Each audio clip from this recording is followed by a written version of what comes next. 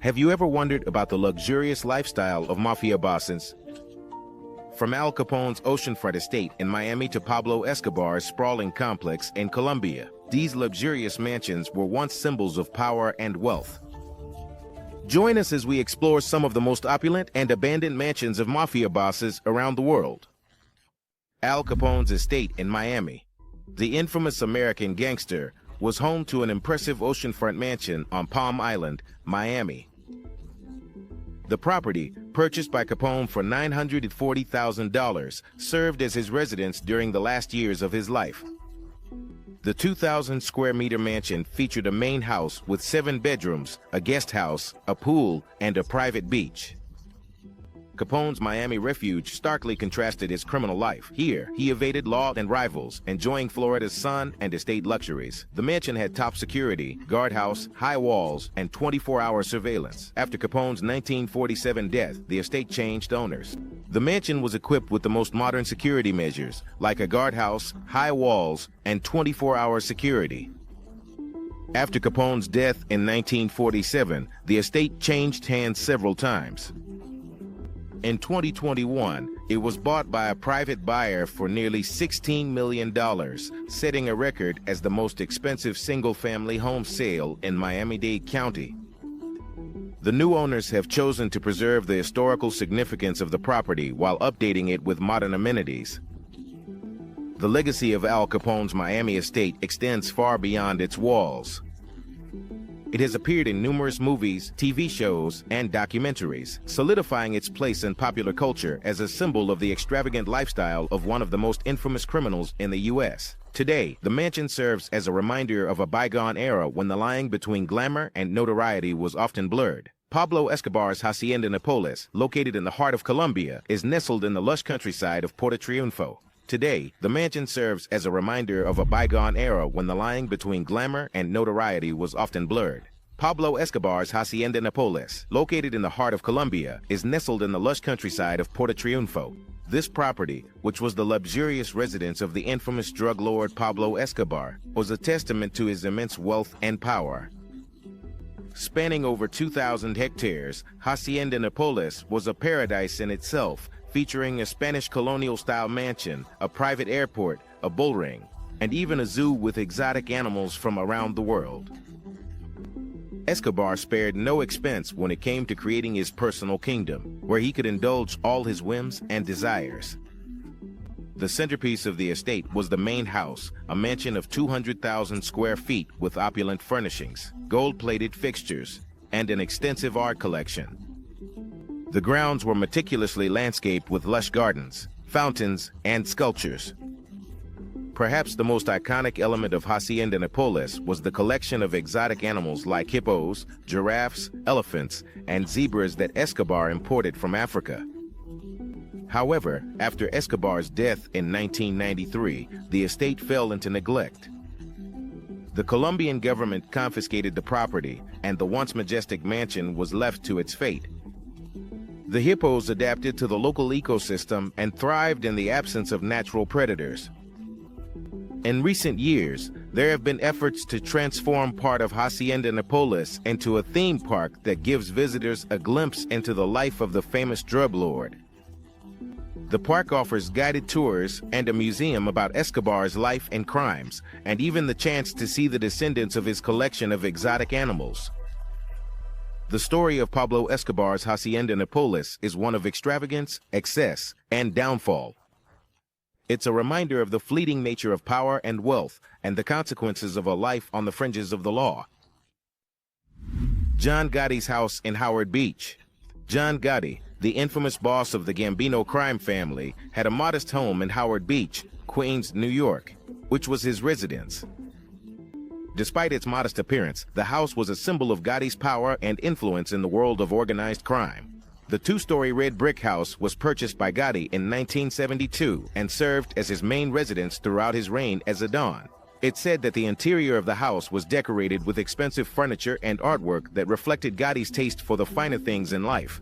And the interior of the house is said to have been decorated with expensive furniture and artwork that reflected Gotti's taste for the finer things in life.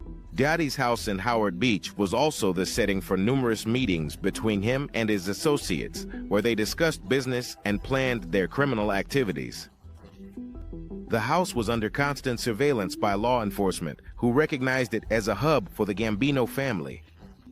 Years after Gotti's conviction and imprisonment in 1992, the house remained in the possession of his family. It continued to attract media attention and curious onlookers fascinated by the former residence of the famous gangster. In 2016, the house was sold for $1.65 million, and the new owners planned to demolish the structure and build a new home in its place. Despite its unassuming appearance, John Gotti's house in Howard Beach remains a symbol of the power and influence of one of the most famous figures in organized crime. Marcello Dellutri's estate in Monte Carlo. Marcello Dellutri, a former Italian senator and convicted mafia associate, owned a luxurious estate in the prestigious neighborhood of Monte Carlo in Palermo, Sicily. The estate, known for its opulence and grandeur, was a testament to Dellutri's wealth and his connections to the underworld. The Monte Carlo estate featured a grand villa, meticulously maintained gardens, and a pool. The interior of the villa was adorned with expensive furniture, artwork, and antiques that reflected Dellutri's refined tastes and his love for the finer things in life. Dellutri, a close collaborator of former Italian Prime Minister Silvio Berlusconi, was known for his political influence and alleged ties to the Sicilian mafia. It's believed that the Monte Carlo estate was a meeting place for Dellutri and his criminal associates, where they discussed political and business matters. In 2014, Dellutri was found guilty of mafia association and sentenced to 7 years in prison. As a result, the Italian authorities confiscated the Monte Carlo estate along with several other properties belonging to Dellutri as part of their crackdown on mafia-related assets. The seizure of the Monte Carlo estate was a heavy blow for Dellutri. Once a symbol of the Italian government's efforts to combat organized crime, the formerly luxurious villa now serves as a reminder of the consequences of associating with the mafia and the ultimate price paid by those who choose a life of crime. The mansions of Tachilap. Tachilap is believed to have owned several luxurious properties throughout Southeast Asia and beyond, as he is alleged to be the head of a vast Asian drug trafficking syndicate. Although concrete details about these mansions are scarce due to the secretive nature of Sky's operations, reports suggest that he maintained a lavish lifestyle, fitting for one of the most powerful and wealthy crime bosses in the region. Sky, who has been compared to infamous drug lord Joaquin El Chapo Guzmán, is believed to have owned properties in countries including Hong Kong, Macau, and Thailand. These properties likely served as a safe haven for Tsai and his associates, providing them with the privacy and security necessary to carry out their illicit activities. Given the Zion's immense wealth and power, it is believed that his mansions were equipped with state-of-the-art using security features and luxurious amenities. However, the exact location and details of these properties remain shrouded in mystery. In 2021, this was arrested by Dutch authorities at the request of the Australian Federal Police, which dealt a heavy blow to his alleged drug trafficking empire. As investigations continue, it's likely that more information will come to light about Zeus's properties and assets, giving us a glimpse into the opulent lifestyle of one of the most notorious crime bosses in Asia. The White House of Ostia, Italy. The White House of Ostia, a coastal town near Rome, Italy, was a luxurious villa owned by the infamous Espada clan, a family allegedly linked to the Italian mafia.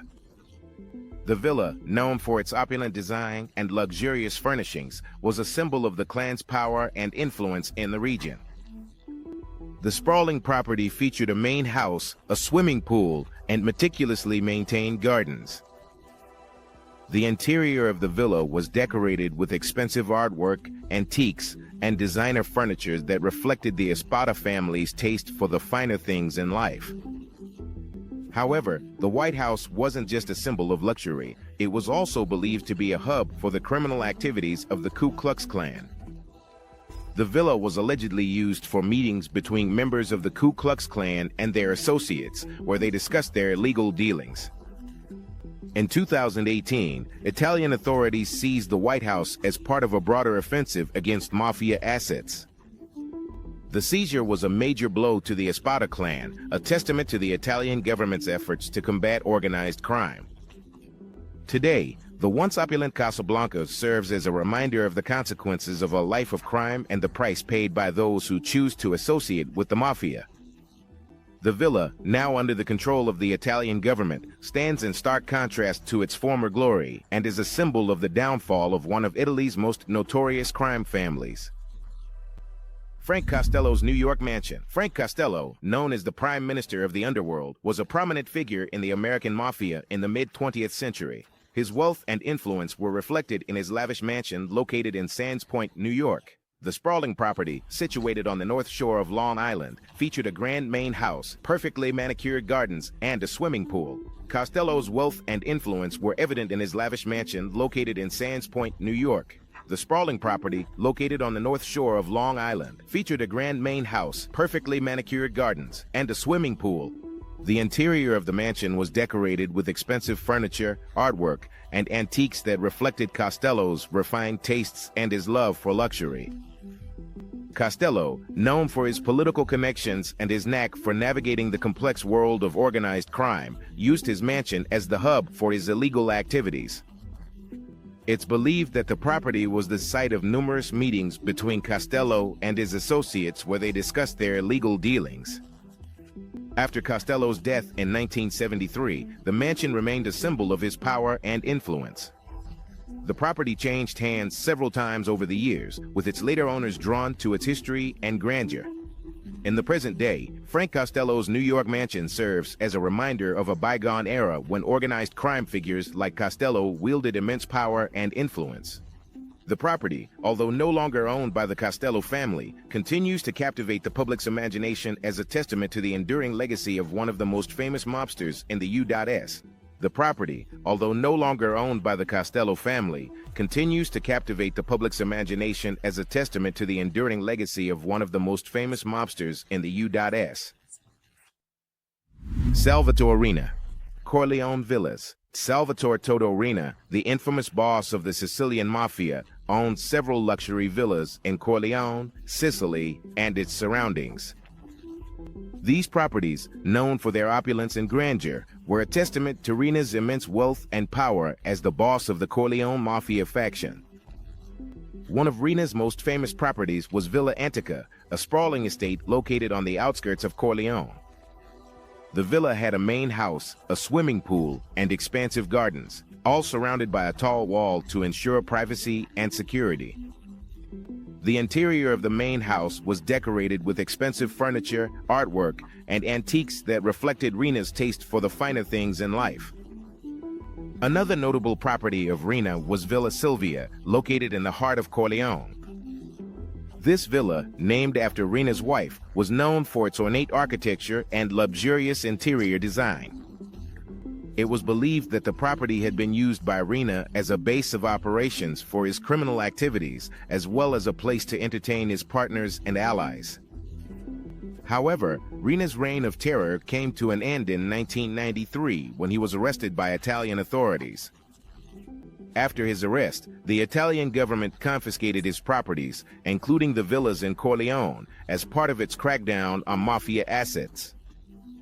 Today, Salvatore Riina's luxurious villas serve as a reminder of the brutal consequences of a life dedicated to organized crime.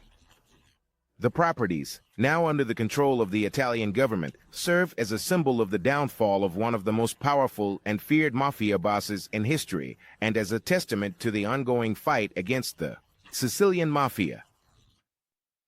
The safe houses of El Chapo. Known for his elaborate network, these properties, from mansions to apartments, hid Guzmán and his associates, helping them evade law enforcement. These properties, ranging from luxurious mansions to nondescript apartments, served as hideouts for Guzmán and his associates, allowing them to evade law enforcement and keep their illegal activities going. One of the most notable safe houses used by Guzmán was a luxurious complex located in the city of Culiacán, Sinaloa. The property featured a main house, several guest houses, a swimming pool, and even a zoo with exotic animals.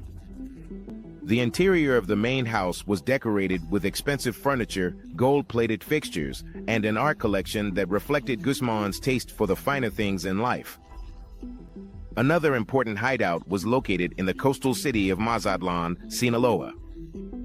This property, which was raided by Mexican authorities in 2014, had a network of underground tunnels and secret rooms, allowing Guzmán to move around the property undetected. The mansion also had a private beach, a swimming pool, and other luxury amenities.